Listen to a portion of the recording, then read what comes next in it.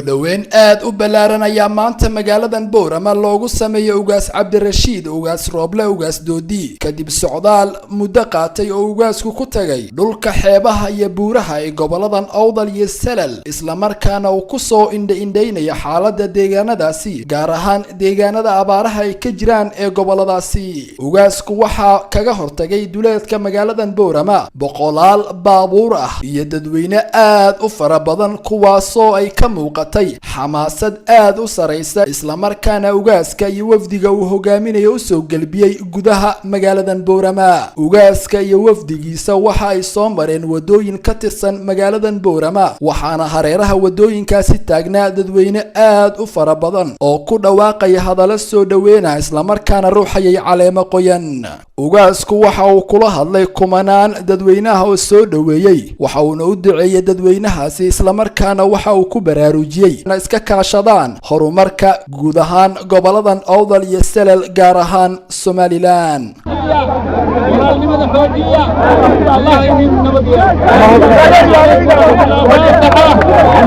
ugaas Cabdirashiid ugaas Rooble ugaas Doodi intii uu socdaalka ku joogay deegaanada xeebaha iyo buuraha ee goboladan Awdal iyo Salal waxa uu goobo fagaara ah kula hadlay dadweynaha deegaanadaasi ku dhaqan waxaana hadaladiisa ugaas Cabdirashiid kamid ahaa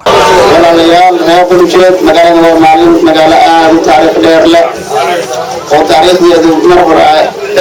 ay ahayd waa magaalo aad u nasiib badan oo dadkeennii madaxdeennii halkan lagu caleema saaray kun sagaal boqol iyo shan iyo siddeetankii halkan baa lagu caleema saaray magaaladaas ay leedahay marka walaalayaal aad iyo aad baan ugu ducaynayaa